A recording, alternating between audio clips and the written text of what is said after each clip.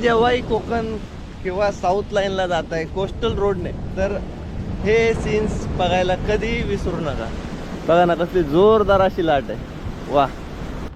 तर ही आहे मित्रांनो आपल्या नावकऱ्यांची गाडी, 20 foot container body specially for south line.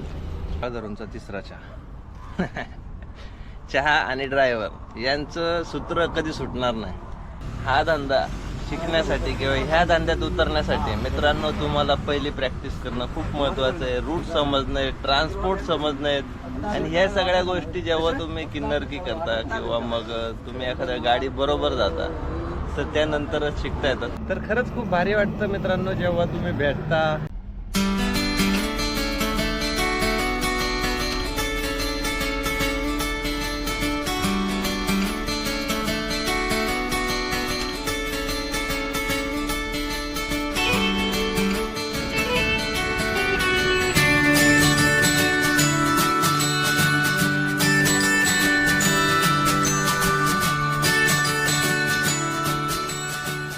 Good morning मित्रांनो, सकाळचे 11:30 वाजलेत आणि आपण अशा लोकेशनवरती जे तुम्हाला बघायला नक्कीच आवडेल. तर रात्री आपण मित्रांनो मँगलोर क्रॉस केलं होतं आणि या लोकेशनला सकाळी यायचं होतं, बट थोडं एडिटिंग करायचं होतं. आणि तुम्ही पाहिलं असेल की आपण भरपूर असा उशिरा ब्लॉगची सुरुवात केली होती आणि भरपूर असा उशीर झाला आपल्याला. सकाळी 5 वाजता झोपलो आहे, तर 10 वाजेपर्यंत तरी झोप घेणं गरजेचं होतं, म्हणून झोप कंप्लीट करून घेतली आणि डायरेक्ट बोललो आता ब्लॉगची सुरुवात अशा लोकेशनला करू की जिथं तुम्हाला प्रसन्न वाटलं पाहिजे. तर पोचलोय मित्रांनो आपण अशा मस्त लोकेशनवरती जिथे फक्त समुद्रच पाहावा. कसा वाटतोय समुद्र किनारा ते कमेंट करून नक्की सांगा. आणि मित्रांनो ही आपल्या रिटर्न जर्नीचा सेकंड एपिसोड आहे आणि तुम्ही जेव्हाही कोकण किंवा साऊथ लाईनला जाताय कोस्टल रोडने, तर हे सीन्स बघायला कधी विसरू नका. बघा ना कसली जोरदार अशी लाट आहे, वा, एकच नंबर. तर समोरच आपली 1934 लावलेली आहे आणि तुम्हाला हे लोकेशन भरपूर आवडलं असेल तर चला मित्रांनो. गोवा अजून 300 किलोमीटरचा प्रवास बाकी आहे. मध्ये कुठेतरी आंघोळ पण करायचे, मुरुडेश्वर आहे, भरपूर असे स्पॉट ह्या लोकेशनपासून तुम्हाला नियर बाय बघायला भेटतात. तर आले तर नक्की या. आणि आजचं लोकेशन आणि पहिला व्ह्यू ब्लॉगची सुरुवातीचा कसा वाटला ते कमेंट करून नक्की सांगा. हे सौंदर्य फक्त महाराष्ट्र, कर्नाटक, केरळ. तर मस्त अशा लोकेशनवरती मित्रांनो आपल्याला आपले 2 सबस्क्रायबर भाऊ भेटलेले आहेत. दादा तुमचं नाव सांगा. गणेश. दादा तुमचं? रवी. आईला नाव करी येत राव आमचे. आणि चला दादांची गाडी समोर लावलेली आहे, त्यांनी पाहिलं आणि ते चालत माघारी आले. तरी 100-200 मीटर आहे का? कुठं लावली? ते टेलरच्या पुढं, कंटेनरच्या पुढे दादांनी गाडी लावली. आणि बघू शकता मित्रांनो भरपूर अशा गाड्या लागल्यात. तर कुठून भरली आणि कुठं चालले? भरली मुंबईतून भरली, हा, मदुराईला झालो तामिळनाडू. तर ही आहे मित्रांनो आपल्या नावकऱ्यांची गाडी, 20 foot container body specially for south line. कशी वाटते? फक्त 1 महिना झाला दादांच्या गाडीचा. 1 महिना पण झालेला नाही. बघा 1 नंबर बनवली आहे. तर दादांबरोबर आता मस्त चहा घेऊ अण्णाच्या इथं. तर या मित्रांनो चहा प्यायला, सकाळ धरूनचा तिसरा चहा. चहा आणि ड्रायव्हर यांचं सूत्र कधी सुटणार नाही. तर जिथं भेटेल तिथं आपले असे दादा भेटले आणि ते पण कर्नाटकमध्ये, तर चहाचा ब्रेक तर बनतोच. तर दादा कसा वाटतो तुम्हाला अशोक लेलंडचा एक्सपिरियन्स? गाडी छान आहे. हां, गाडी पळायला चांगली आहे, हां, ॲव्हरेजला चांगली आहे, दम तोडत नाही, काही नाही, मस्त गाडी आहे. घेऊ शकता. तुम्ही चालवता का नाही? चालेल. कधी लायसन नाही. लायसन घेतल्यानंतरच गाडी हातात द्यायची. काय हा धंदा शिकण्यासाठी किंवा ह्या धंद्यात उतरण्यासाठी मित्रांनो तुम्हाला पहिली प्रॅक्टिस करणं खूप महत्त्वाचं आहे. रूट समजणं, ट्रान्सपोर्ट समजणं, आणि ह्या सगळ्या गोष्टी जेव्हा तुम्ही किन्नरकी करता किंवा मग तुम्ही एखाद्या गाडी बरोबर जाता तर त्यानंतरच शिकता येतात. तर खरंच खूप भारी वाटतं मित्रांनो जेव्हा तुम्ही भेटता, त्यानंतर तुमच्या गाडीबद्दल थोडेफार रिव्ह्यू देता आणि आपली अशीच फॅमिली वाढत चाललेली आहे. तर मित्रांनो सबस्क्राईब नक्की करा. तर चला दुपारचा 2चा टायमिंग झाला आहे, तर इथून आता निघूया पुढं. भरपूर लांबचा पल्ला अजून आपला बाकी आहे. असं मित्रांनो अलिबाग पासून तर मालवण पर्यंत आपल्याला जो समुद्र किनारा भेटलाय आणि भरपूर काही आपल्या कोकणामध्ये दडलंय. तसंच कर्नाटकच्या कोकणमध्ये तुम्हाला मुरुडेश्वर बघायला भेटतं, कोकण बघायला भेटतं, त्यानंतर कारवार बघायला भेटतं, त्यानंतर तास्कीचा बीच बघायला भेटतो. भरपूर सारं बघण्यासारखं आहे. आणि हा स्पेशली जो कोस्टल रोड बनलाय ना, हा समुद्र किनाऱ्यापासून एक 2 ते 3 किलोमीटर 5 किलोमीटर ह्याच रेंजमध्ये, म्हणजे कट टू कट समुद्र किनाऱ्यावरतून हा रोड जातो. तर तुम्ही नक्की आहे ना साऊथला फिरत असाल ना, तर हे बीच किंवा खूप छान छान अशी मंदिरं, तुम्हाला भरपूर असे पिकनिकचे स्पॉट या साईडला बघायला भेटतील. तर कर्नाटकच्या कोकणची पण ट्रिप प्लॅन करा, तुम्हाला बरंचसं बघायला भेटत. आणि हे स्पॉट ज्यावेळेस आपण बघतो ना, तर एक वेगळं फील येतं, म्हणजे एक वेगळ्या दुनियेत आल्यासारखं वाटतं. आणि या दुनियामध्ये आपण भरपूर उशीर केलेला आहे आज. तर दुपारचे 3 वाजायला आलेत आणि आपल्याला आज गोवा तरी क्रॉस करूनच जायचं आहे रात्रीमध्ये, तर आपला उद्याचा प्रवास कव्हर करता येईल. इथून फक्त एक 3-4 किलोमीटर अंतरावरती मित्रांनो मुरुडेश्वरचं मंदिर आहे. खूप छान असं मंदिर आहे. आपला एक ब्लॉग पण आहे तिथला, नक्की या. मुरुडेश्वराचं दर्शन पण घेऊ शकता. हे बघा खूप छान अशी कमान आहे आणि इथून आतमध्ये 3 ते 4 किलोमीटर वरतीच आहे.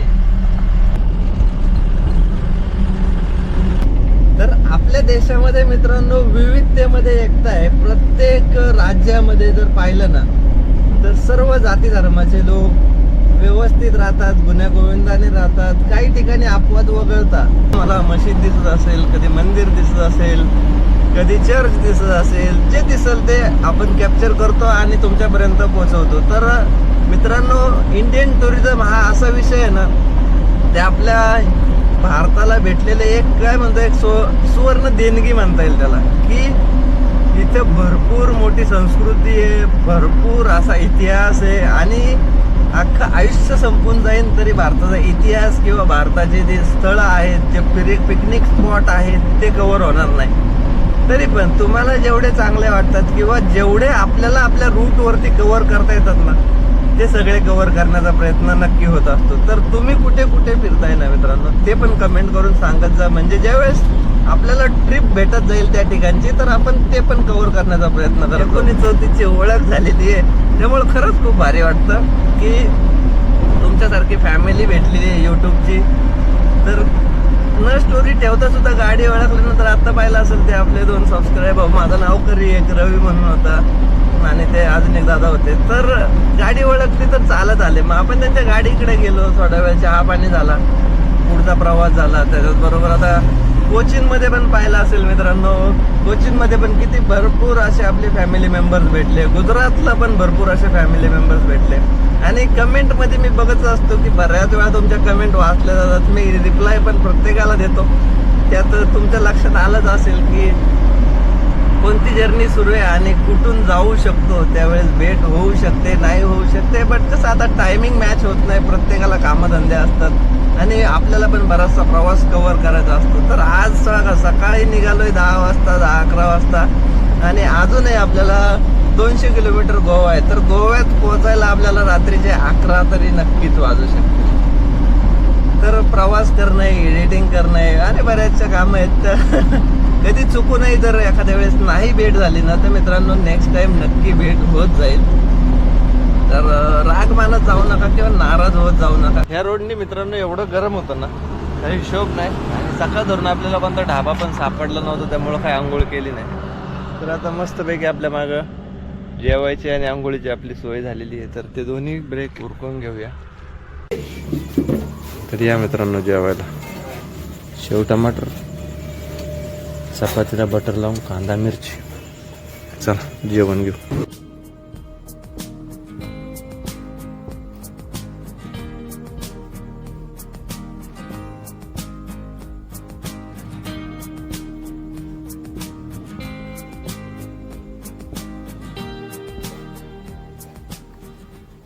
170 गेलेत. 5 चपात्या तेल लावून आणि मस्त टोमॅटो शेव मसाल्यातली मस्त जेवण होतं. आता करूया आपला प्रवास सुरू. भरपूर प्रवास आपल्याला खेचायचा, कारण आज आपला काहीही प्रवास उरकला नाही. तर मित्रांनो, आपण पोचलोय कारवारमध्ये वॉरशिप म्युझियमला. तर थोडा उशीर झालाय, पण हे बघू शकताय पूर्ण समुद्राच्या किनाऱ्याला हे मस्त असं गार्डनमध्ये म्युझियम बनवलंय. तर इंडियन नेव्हीचं हे विमान आहे IN-316 आणि हे जहाज आहे. छोटं सॅम्पल पण एक ठेवलेलं आहे. मस्त असं गार्डन बनवलं आहे आणि तिकडे थोडी चौपाटी आहे आणि समोरच समुद्र किनारा आहे. हे बघा. तर आता इथून चाललो होतो, थोडा उशीर झाला, तर बोललो एकदा जाता जाता एक झलक तुम्हाला पण दाखवून द्यावी. कशी वाटते ते नक्की कमेंट करून सांगा. तर इथून मित्रांनो आपल्याला अजूनही 150 किलोमीटर गोवा दाखवत आहे. बघा, अरे वा, RTO ऑफिस ना हात लावतो झालं की नाही. मोबाईल कसला फास्ट आहे.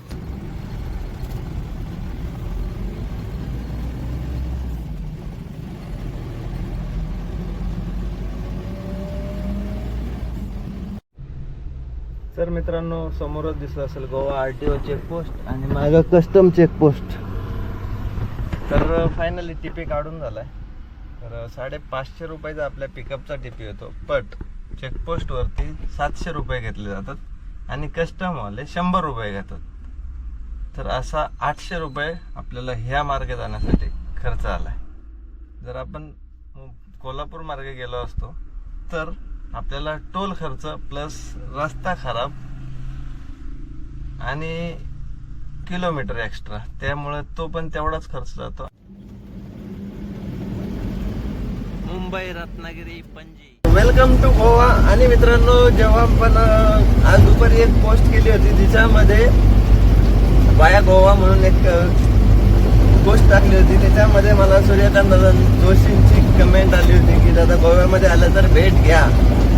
बट त्या पोस्टला कम्युनिटी गाईडलाईनचा स्ट्राईक आल्यामुळे तिथं मला नंबर व्हिजिबल होत नाही, किंवा मी जरी नंबर टाकला तरी त्याच्यावरती कम्युनिटी गाईडलाईनचीच प्रॉब्लेम येऊ शकते. त्यामुळे जर भेटायचं असेल किंवा मला कॉन्टॅक्ट करायचा असेल तर आपला फेसबुकचा पण ID सेम आहे आणि इंस्टाग्रामचा पण ID सेम आहे. तिथं रवी लोकरे म्हणून जरी सर्च केलं तरी चालेल, किंवा रवी 1934 ब्लॉग सर्च केलं तरी नक्की चालेल. तुम्ही मला तिथे DM करा, मी तुम्हाला नक्की रिप्लाय करेल, कॉल बॅक करेल आणि तुमची भेट नक्की घेईल.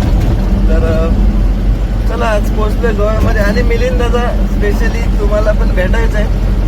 तुम्ही आता दुबईला आहात तर तुम्ही ज्यावेळेस इंडियात याल, गोव्यात याल, तर नक्की मला फोन करा, मी तुम्हाला पण नक्की भेटेल. तर चला, तुमचा गोवा एन्जॉय करूया आणि आपला पुढचा मुंबईचा प्रवास पण एन्जॉय करूया.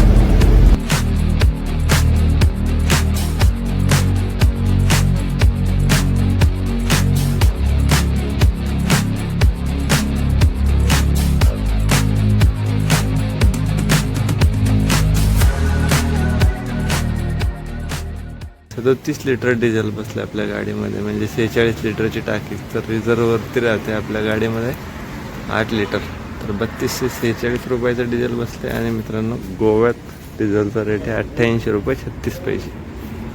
तर माहीमध्ये फुल केलेली टाकी इथपर्यंत गेली आहे.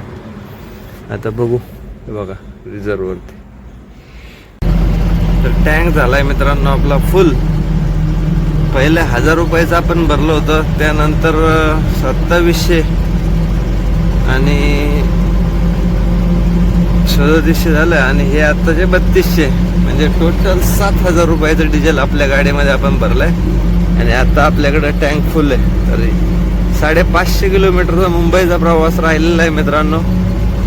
तर बॉर्डर क्रॉस करून घेऊ आणि मग मुक्कामाला थांबू. आता इथं पेट्रोल पंप दिसतोय HP. गाडी घेऊया आता पार्किंगला, कारण भरपूर असा प्रवास आपण आज कव्हर केलाय. आणि राहिलेला 450 किलोमीटरचा प्रवास आता उद्या नक्कीच करू. तर चला, इथे पार्किंगला गाडी घालू आणि इथंच आराम करू. ओके, ह्या पिकअपच्या मागं लावता येईल. सेफ्टीच्या हिशोबाने भारत पेट्रोलियम आहे आणि आपल्या पुढे MS46 पण आहे.